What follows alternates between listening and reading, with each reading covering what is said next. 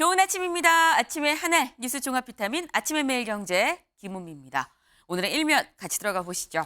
매일경제입니다. 우유, 달걀값 서울이 뉴욕의 1.5배라고 합니다. 이게 어디서 나온 거냐? 보니까 지금 매일경제가 뉴욕에 있는 기자한테 똑같은 품목으로 월마트에서 장을 보라고 했고요. 또 한국에 있는 기자가 한국에서 장을 봤습니다. 똑같은 품목에 대해서 봤더니 우유, 달걀값이 서울이 뉴욕의 1.5배더라. 닭고기는 2배였고요. 식빵은 1.7배였다라는 겁니다. 근데 뉴욕이랑 서울이랑 1인당 소득 차이까지 좀 감안을 하면 좀 더 국내 물가가 팍팍한 거 아니겠느냐라는 물가 체감 기사가 오늘의 매일경제 일면이었습니다. 연일 지금 물가 얘기가 기사로 나오고 있습니다. 정부에서도 지금 물가를 잡겠다라고 하고 있죠. 다음 기사 이어서 보겠습니다. 물가 잡기 구태, 기업만 옥죄는 정부. 네, 지금 제목만 봐도 약간 기업의 입장이 좀 담긴 것 같다라는 거 감 잡으셨을 것 같아요.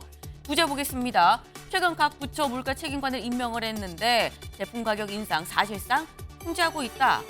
그러다 보니까 기업들이 제품 용량을 줄여서 눈속임하고 있는 거 아니겠느냐라는 얘기가 실려 있습니다. 네, 지금 기업만 옥죄지 말고 다른 기업이 이 가격을 올리지 않게끔 제반 상황을 좀 근본적으로 바꾸는데 정부가 좀 더 힘썼으면 좋겠다는 내용이 세계일보의 오늘 일면이었네요. 다음 기사 보겠습니다. 동아일보입니다. 북에 정찰 위성 쏘면 9.19 합의 정지하겠다. 최후 통첩을 했습니다. 네, 지금 북한 정찰 위성 곧 쓸 것 같다라고 신원식 장관이 얘기를 했었죠. 근데 만약에 쏜다면 9.19 합의를 정지하겠다. 9.19 합의가 뭐냐? 문재인 정부 때 맺었던 남북 군사 합의입니다. 그러니까 남북 간 적대 행위를 하지 말자라는 취지로 군사분계선에서 포사격하지 말자, 훈련하지 말자 등등의 내용이 담긴 게 9.19 남북 군사 합의인 건데 이거 우리 정지하겠다라고 어제 밝힌 겁니다. 네, 지금 북한이 75에서 80% 정도 좀 준비가 완료가 됐다라고 판단을 하고 있기 때문에 이번 주 안에 발사할 가능성이 커서 이례적으로 먼저 경고를 했다라는 건데 오늘 새벽 4시쯤에 이런 속보가 나왔습니다. 네, 일본이 밝히기를 북한이 오는 22일, 다시 말해 내일이죠. 내일부터 다음 달 1일까지 열흘 안에 위성을 쏘겠다라고 통보를 했다라는 겁니다. 네, 이 위성 일단 22일부터 1일까지 내일부터 향후 열흘 안에 북한이 쏘겠다라는 건데 보통 북한이 얘기를 할 땐 이 공개한 통지한 날짜의 첫날이나 둘째 날쯤 쏘죠. 왜냐하면 이후에 기상이 어떻게 될지 모르기 때문에 내일이나 모레 하루 이틀 상간에 북한이 위성을 쏠 수 있겠다. 심지어 국방장관이 최후 통첩을 했음에도 불구하고 국방부에서 최후 통첩을 했음에도 불구하고 쏘겠다는 의지를 그대로 드러냈다라는 점이 좀 포인트가 될 것 같습니다. 다음 기사 보겠습니다. 국민일보입니다. 사형 집행 부활 없던 일로 당정 쉽지 않다 잠정 결론을 내렸다라고 합니다. 네, 사형 집행 다시 부활하는 거 아니야라는 얘기가 있었죠. 지금 서울구치소에 각종 이 흉악범들이 다 지금 모여 있는데 그래서 나왔던 얘기 하지만 논의해 보니 쉽지 않다는 결론을 내렸다고 합니다. 그 이유 여기 있습니다. 네, 일단 이미 무기징역을 받은 흉악범들, 그러니까 사형 집행이 없는 걸 고려해서 무기징역 선고를 받은 흉악범들과 이후에 사형 판결을 받는 사람들 사이에 불균형이 있을 수 있다라는 점. 국제사회에서 국가의 이미지도 고려를 해야 돼서 일단 당장은 쉽지 않다로 결론을 내렸다고 하네요. 다음 기사 보겠습니다. 경향신문입니다. 검찰 비위 의혹 이정섭 수원지검 2차장 강제 수사 착수. 이정섭 수원지검 2차장 이재명 대표에 대한 수사를 지금 총괄을 하고 있는 이 2차장이죠. 차장검사입니다. 근데 민주당에서 비위 의혹이 있다라고 해서 탄핵안을 제출을 했습니다. 관련해서 검찰에서 강제 수사 압수수색에 들어갔습니다. 관련한 리조트 압수수색을 했고요.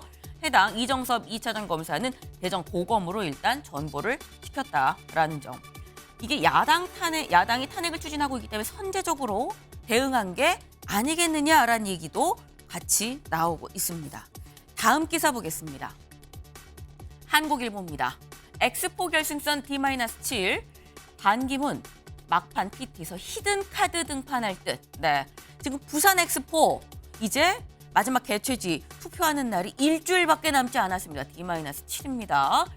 지금 현재 윤 대통령도 순방 가서 계속 국제사회에 얘기를 하고 있고 박진 외교부 장관도 열심히 지금 이 얘기를 하고 있죠. 심지어 기업 총수들도 다 지금 가서 얘기를 하고 있는데 관련해서 막판 PT, 네, 투표하기 직전에 있는 5차 이 프레젠테이션에서 반기문 전 유엔 사무총장이 히든 카드로 등판해서 이 부산 엑스포 유치를 얘기를 할 거다라는 얘기인 겁니다. 네, 지금 일주일밖에 남지 않았네요. 네, 부산 엑스포 유치를 기원합니다.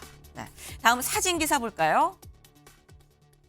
네, 번쩍번쩍합니다. 금이죠. 금반지입니다. 돌반지들인데 지금 대체 이 사진이 왜 특이하진 않은 것 같은데 하실 것 같습니다. 사진 자체는 안 특이한데 사진에 등장한 금값이 특이해서 저희가 이 사진을 골랐습니다. 네. 치솟는 금값 돌반지 한 돈에 30만 원입니다. 30만 원 비싸다 싶은데 이건 심지어 좀 떨어진 가격입니다. 불과 한 달 전에는 37만 원까지 올라갔었다라는 거. 네. 이스라엘 하마스 목요일 국제 전쟁 등으로 지금 금값이 요동을 치고 있다고 하네요. 네. 아침에 매일경제 뉴스 종합 비타민. 네. 언제나처럼 TV로 크게 보시다가요. 궁금한 점 유튜브 댓글 남겨주시면 같이 좀 얘기를 해보겠습니다. 오늘 함께해 주실 분들 소개합니다. 안녕하세요. 안녕하세요. 네. 당 간판 걸고 붙자. 네. 들었던 것 같은데 누구 얘기지 싶으실 수 있어요. 기사 보겠습니다. 다들 험직거리는데 원희룡 가장 센 상대와 붙겠다. 네. 여기 좀 일러스트를 좀 같이 볼까요? 여긴 이재명 대표입니다. 그리고 이쪽은 원희룡 장관입니다. 네. 한판 붙자라고 하고 있는 거죠. 네. 원희룡 장관 최근 주변에 만약 지역에 출마를 한다고 하면 만약 지역에 출마하면 가장 어려운 지역에서 가장 센 상대랑 붙고 싶다라고 주변에 얘기를 했다고 합니다. 네. 사실 여기 나와 있죠. 원 장관 지난 대선 기간 대장동 1타 강사 소리를 들었었습니다. 직접 팔 걷어 붙이고 대장동에 대해서 쭉 설명하는 유튜브 보신 기억 나시나요? 저희가 그 영상 다시 한번 준비했습니다. 보고 오시죠.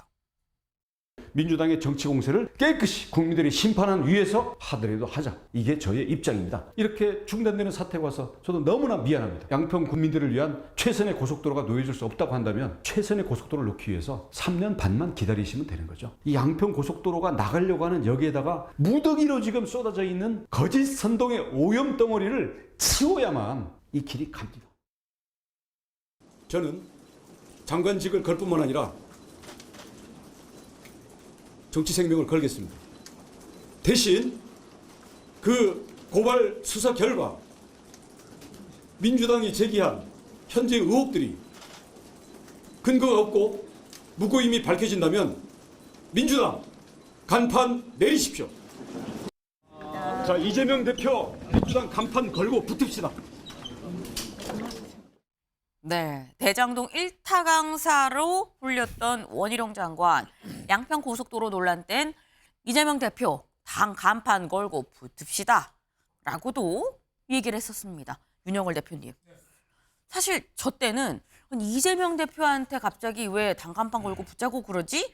라는 생각이 들었는데 지금 생각해보니까 그럼 다 이게 계획이 있었던 것인가 라는 생각도 들고요. 어떻게 보십니까? 네, 뭐 지금 여권이 내년 선거에 4월 10일 날 선거가 22대 총선이 워낙 중요하거든요. 네. 그 지면은 이 윤석열 정권은 앞으로 탄핵에 대통령 탄핵까지 계속 얘기가 벌써부터 나오는데 되게 됩니다. 그래서 건건 일척의 승부수를 띄우기 위해서 네. 저렇게 원희룡 장관이 대권 주자로서 저렇게 어디든지 험지르듯이 가겠다. 네. 이렇게 얘기한 거죠. 특히 대장동 그 사건에 대해서 뭐 일타 강사로 그때 유튜브에 굉장히 인기도 끌었잖아요. 네. 그러니까 이재명 그 민주당 후보에 대해서 여기에 대해서 좀 가장 많이 아는 대장동 사건에 많이 아니까 그래서 같이 좀 출마해서 한번 좀 맞붙어 보겠다. 네. 뭐 이런 뭐 전략이 아닌가 생각이 됩니다.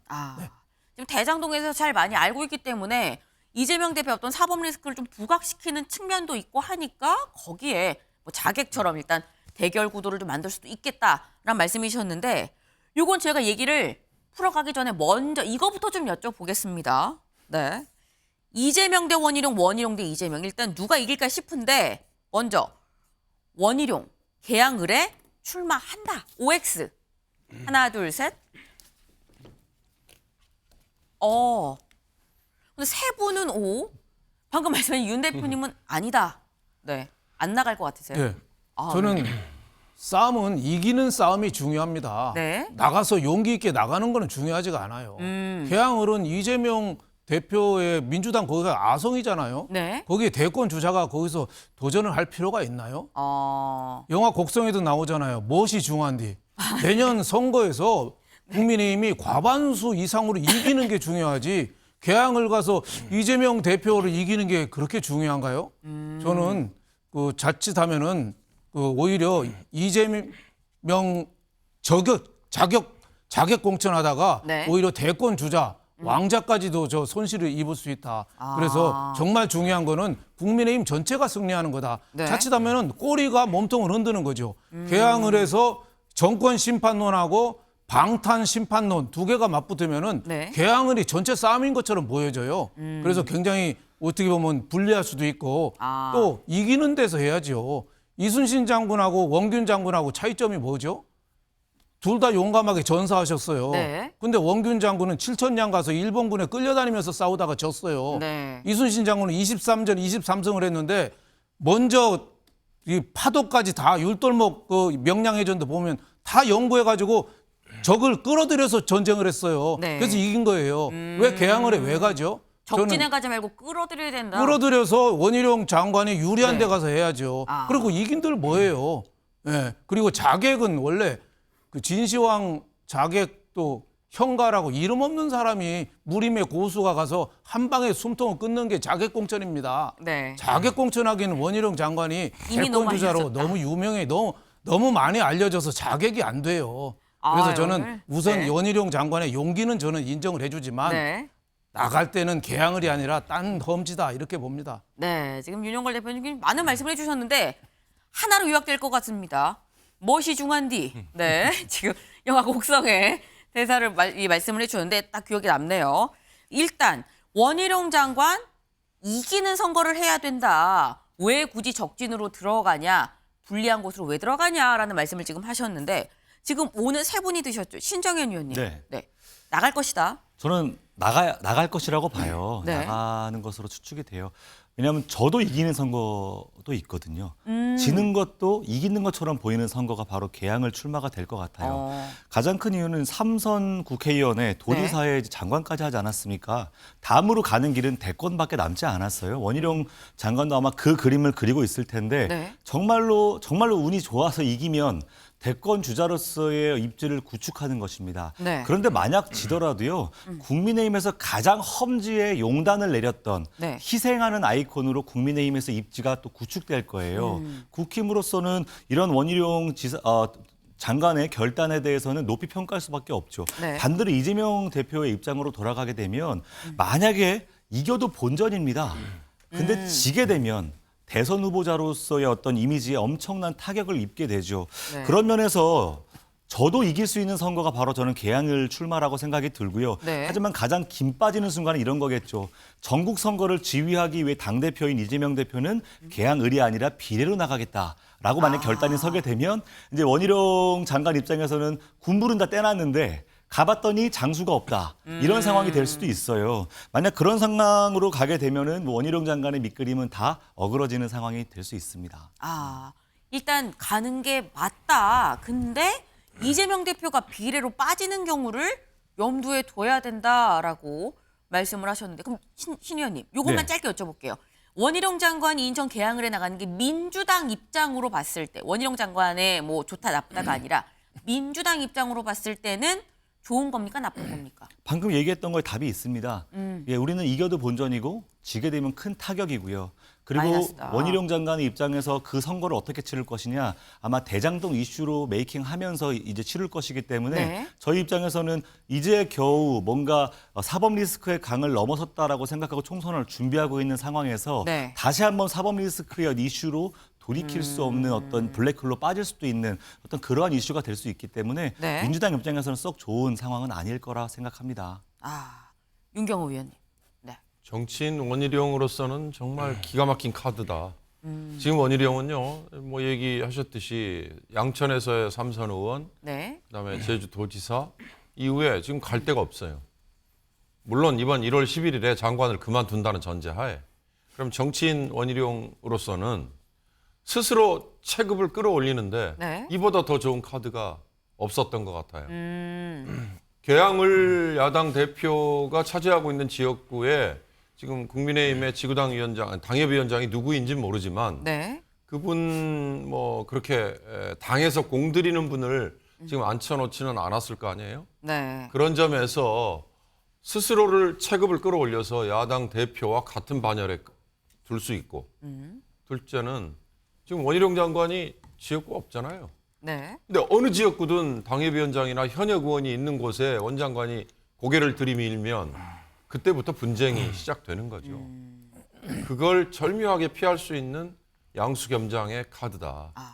이게 원 장관의 입장에서 원 장관 측에서 나온 얘기인지 네. 아니면 당에서 지금 큰 그림을 그리는 누군가 전략가에 의해서 나온 아이디어인지는 모르지만 네. 결과적으로는 정치인 원희룡에게는 굉장히 좋은 카드다. 뭐 그 이유는 지금 신정인 의원이 분석해 준 것처럼 네. 뭐 저도 남는 장사고 뭐 약간의 험지라는 뭐 지금 인요한 비대위원장이 강조하는 혁신위원장이 강조하는 험지 출마라는 내가 몸을 던졌다라는 뭐 이런 여러 가지 있을 수 있으니까 네. 그런 측면에서 정치인 원희룡에게는 참 좋은 카드다.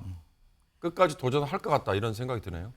지금 원희룡 장관한테 이보다 좋은 카드가 없다라고 말씀을 주셨는데 지금 X라고 한 윤영걸 대표님과 O라고 한 이 윤경호 신정현 위원님의 차이는 일단 지면은 선거에 나가서 지면 안 된다. 선거는 일단 이기고 봐야 된다라는 거 하나. 하지만 저도 이기는 승부다 이거는 저도 충분히 그만한 가치가 있다라고 말씀을 주셨는데 이동석 위원님. 인천 계양 을에 대한 지역구에 대한 그 네. 민심을 한번 살펴봐야 될 것 같아요. 그렇죠. 그게 사실 2022년도였죠. 네. 네, 작년도에 이제 그 이재명 대표가 재보궐 선거로 들어왔습니다. 네. 그때 선거를 한번 분석해 보면 차이가 10% 포인트 차이로 당선이 됐어요. 네. 자, 인천 계양을이 어디입니까? 송영길 전 대표가 지역구였습니다. 네. 그때 당시에는 지난 두 번 선거를 비교해 보면요. 인천 계양을에서 송영길 전 대표는 20%포인트가 넘게 이렇게 선거에 당선이 됐어요. 압도적으로 당선이 됐죠. 그 의미인 즉슨 인천 계양을에 대해서 이재명 대표의 그런 지지가 많이 나진 않았다. 그렇기 때문에 인천 계양을은 우리 국민의힘 후보의 입장에서는 그렇게 뭐 험지는 아닌 겁니다. 분명히 이재명 대표와 붙어볼 수 있는 상황이고 네. 저는 원희룡 장관께서 무조건적으로 인천 계양을에 출마할 것이다. 저는 그렇게 믿고 있습니다. 지금 이재명 대표가 재보궐에서 10%포인트 차로 이긴 게 이게 두 자릿수라 커 보이긴 하지만 전에 있었던 송영길 전 대표 때 받았던 이 득표랑 비교하면 큰 차이가 아니다. 그러니까 이거는 사실 국민의힘 입장에서도 계양을은 사지라고 볼 수 없다. 이길 수도 있다라고 또 말씀을 주셨습니다. 근데 이 부분은 좀 얘기해서 안 나온 것 같아요. 이 부분. 친윤, 험지 출마 마중물 될까? 이동석 위원님. 네. 이건 어떻게 보세요? 친윤, 이게 만약에 원 장관이 계양을에 나간다면 현재 있는 친윤들 험지 출마하는데 어떤 마중물이 되지 않겠느냐라는 해석도 있습니다. 전 충분히 가능성이 있다고 봅니다. 왜냐하면 지금 뭐 당내에서는 계속해서 친윤 험지 출마 얘기가 계속 나오는 상황에서 네. 그래도 윤석열 정부의 그래도 가장 선봉에 있었던 원희룡 장관께서 그것도 수도권에서 출마하겠다. 그리고 이재명 대표와 붙겠다. 이런 식의 선언은 굉장히 파장을 불러일으킬 것으로 저는 예상을 합니다. 네. 그래서 원희룡 장관이 지금 계양을에 출마하겠다고 선언함과 동시에 네. 저는 일주일 안에 중진을 비롯한 친윤계 의원들이 그래도 수도권에 출마하겠다는 그런 이어지는 분위기가 형성될 것으로 저는 예상하고 있습니다. 네. 만약에 원 장관이 나오면 친윤 험지 출마도 어떤 마중물이 될 수 있을 것 같다라는 얘기가 지금 나왔습니다. 일단 지금 총선을 앞두고 나오는 얘기들이 뭐 험지 출마 얘기가 나오고요. 그리고 원희룡 장관, 어제 얘기했던 한동훈 장관 등등 장관들의 이 총선 출마할 장관들의 개각 얘기도 좀 같이 나오고 있죠.